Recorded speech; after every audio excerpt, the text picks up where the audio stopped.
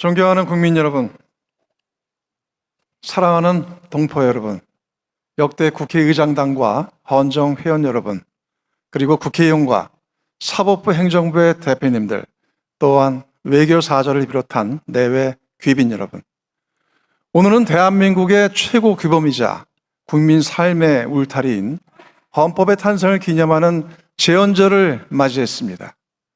역사와 국민 앞에 엄숙한 마음으로 제78주년 제헌절을 축하합니다.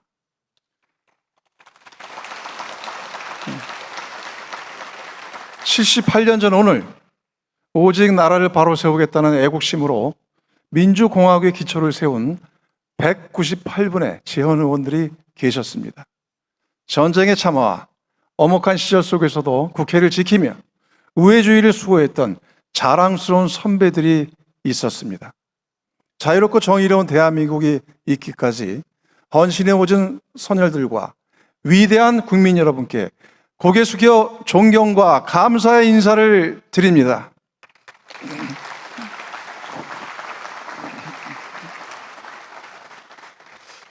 올해 제헌절은 매우 뜻깊습니다. 18년 만에 공휴일로 재지정되어 제헌절이 온전히 국민의 품으로 돌아온 것입니다. 이것은 단순한 쉬는 날이 늘어난 것이 아닙니다. 헌법의 상징성에 걸맞게 제헌절의 위상을 높인 역사적 진전입니다. 국민의 뜻을 모아 재지정 법안을 통과시켜 주신 22대 국회의원 여러분과 오랫동안 힘써 주신 제헌국회의회, 유족회에 깊이 감사드립니다.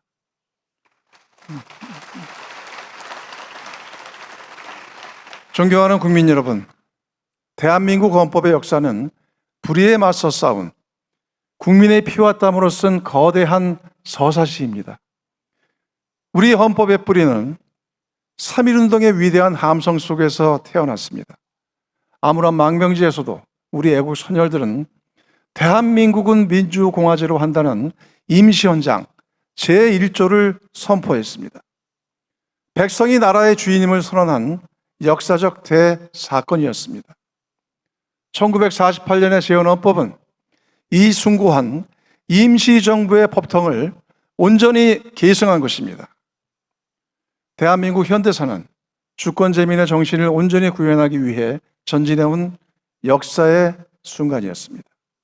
권력자가 헌법을 짓밟을 때마다 국민은 불의와 타협하지 않았습니다. 4.19 혁명, 5.18 민주화운동, 6월 민주항쟁에 이르기까지 우리 국민은 헌법을 지켜낸 위대한 수호자였습니다. 국민주권의 역사는 끊임없이 새로 쓰이고 있습니다.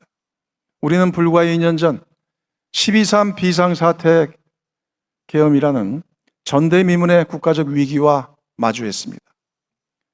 헌법과 국회가 무너질 뻔했던 그날 밤 수많은 국민이 국회로 모여 맨몸으로 계엄군을 막았습니다. 국회의원들은 민주공화국 수호라는 일념 하나로 본회의장에 모여 계엄 해제 요구안을 가결했습니다. 12.3 계엄 해제는 불의한 국가 권력의 폭거를 위대한 국민의 힘과 헌법적 절차로 물리친 세계 헌정사의 유례가 없는 민주주의의 승리였습니다. 국민이 국회를 지켰고 국회가 헌법을 지켰으며 헌법이 마침내 대한민국을 구했습니다.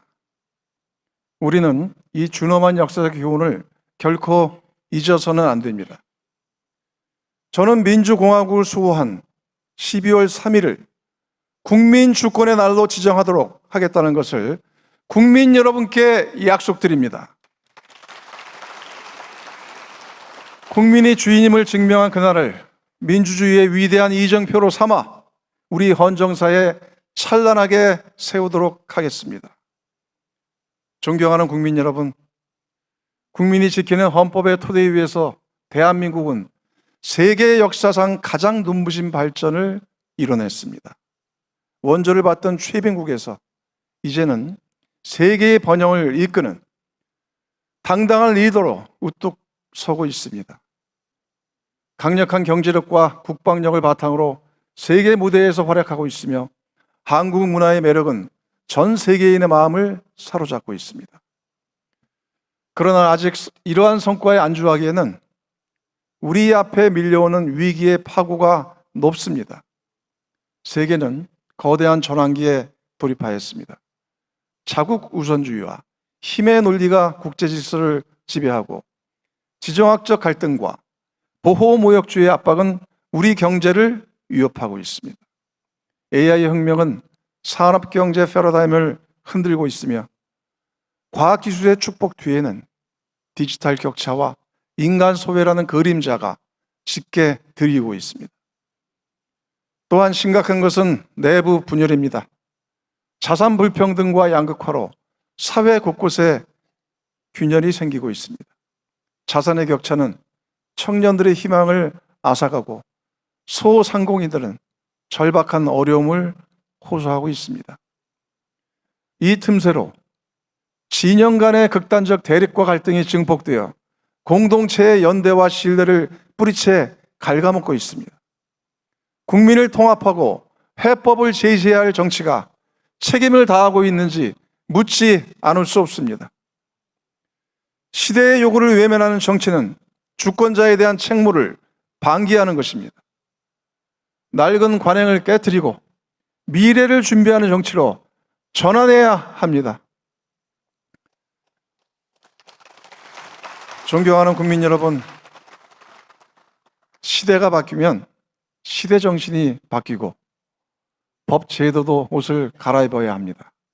국가의 최고 기본인 헌법은 종이 위에 박제된 글씨가 아닙니다.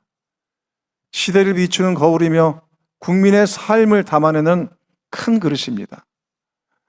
헌법은 권력 구조를 규정할 뿐만 아니라 국민의 기본권을 보장하고 인간다운 삶을 선언하는 국민 안전보장 계약서입니다. 그러기에 헌법은 가장 낮은 곳에 있는 국민의 눈물을 투영하는 모두의 헌법이어야 합니다. 현행 87년 헌법은 국민 주권을 실현한 성과물로 지난 40년 가까이 우리 대한민국의 국가 시스템과 사회를 지탱해 왔습니다. 하지만 한 세대를 지나는 동안 우리 사회의 규모와 국민의 권리의식은 비교할 수 없을 만큼 성숙해졌습니다. 현행 헌법은 핸드폰도 그리고 인터넷도 없었고 기후위기라는 단어 자체가 생소하던 시절에 만들어졌습니다. 초고령 사회와 인구 소멸이라는 위기 앞에서 헌법은 국가의 책무를 뚜렷하게 명시하지 못하고 있습니다. AI 대전환 시대에 기술 혁신과 인간 존엄의 균형을 어떻게 잡을 것인지에 대한 통찰도 부족합니다. 법이 시대와 현실을 따라가지 못하는 이른바 헌법 지체 현상입니다. 오늘 이 자리에는 현행 헌법의 지체 속에서 기본권을 온전히 구제받지 못한 5분이 함께하고 계십니다. 이명자님, 5.18 당시 사형수였던 정동련님의 배우자이자 5월 어머니집 관장을 역임하셨습니다. 5.18 민주화운동이 헌법 전문에 새겨졌더라면 역사적 왜곡과 희생자들에 대한 명예훼손을 막을 수 있을 것이었습니다. 이정민님, 이태원 참사 유가족 협의회 위원장으로서 재난에 대한 국가의 대응 책임을 강화하는 데 앞장서 오셨습니다. 생명안전권을 헌법에 명시함으로써 국민의 생명을 보호하는 국가의 책임을 구체화해야 합니다. 그리고 박미숙님, 군 복무 중 제때 치료를 받지 못해 안타깝게 순직한 고 홍정기 일병의 어머니이십니다. 군경의 국가 배상 청구를 제한하는 헌법 제29조 제2항은 유신헌법의 잔재임에도 아직도 개정되지 않아 억울한 일이 반복되고 있습니다. 김보리님, 정부를 상대로 기후헌법 소원을 제기하여 탄소중립기본법에 대한 헌법 불합치 결정을 끌어낸 청년 활동가입니다. 미래 세대에 대한 책임과 지속 가능한 환경에 대한 인식을 헌법이 담아내지 못하고 있음을 세상에 알렸습니다. 그리고 마지막으로 할라자트님, 이 공동체의 일원으로 성실히 살아가고 있는 고려인 동포입니다. 전세 사기로 삶의 터전을 잃었지만 국민이 아니라는 이유로 헌법의 보호 밖으로 밀려났습니다. 대한민국 헌법은 이 땅에서 살아가는 모든 사람들이 인간다운 삶을 누릴 수 있도록 울타리가 되어줘야 합니다.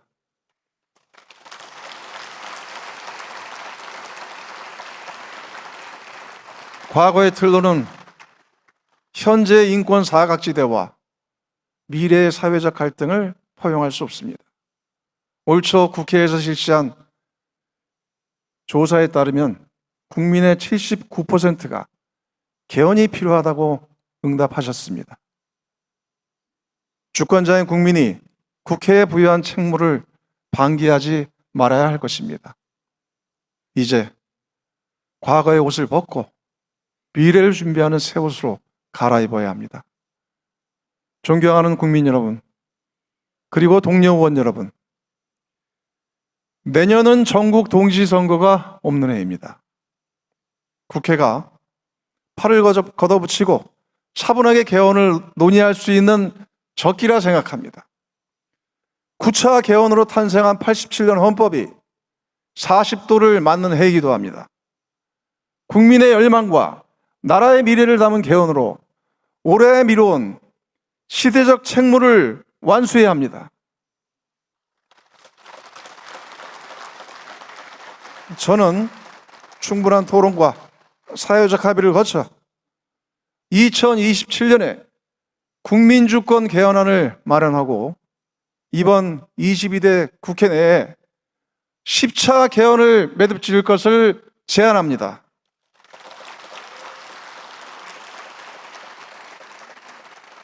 신속하게 개헌 추진 기구를 출범시키고 내년에 본격적인 공론화를 거쳐 지혜를 모읍시다. 국민 모두가 공감할 수 있는 개헌안의 뼈대를 완성해냅시다. 우선 의장 직속으로 헌법 개정 자문위원회를 발족시키고 개헌의 로드맵과 의제를 정리하겠습니다. 제 정당과 협의하여 적절한 시점에 헌법 개정 특별위원회를 구성하고 개헌안을 논의하겠습니다. 5.18 민주화 운동 정신의 헌법 전문 수록과 대통령 계엄 선포권 제한 등 합의 수준이 높은 과제부터 물꼬를 트겠습니다. 권력구조 개편과 선거관리 개혁도 미룰 수 없는 과제입니다. 실질적인 삼권 분립과 완전한 참정권 보장을 실현해야 합니다.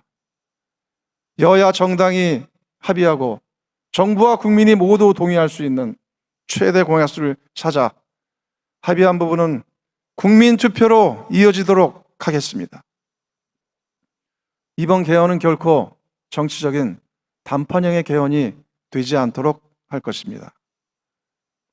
국회는 주권자인 국민이 개헌의 주인이 될 수 있도록 국민 참여형 디지털 플랫폼 가칭 모두의 헌법을 구축하겠습니다. 국민이 직접 제안하고 토론하는 집단 시성의 장을 만들어 국민주권 개헌을 완수하겠습니다.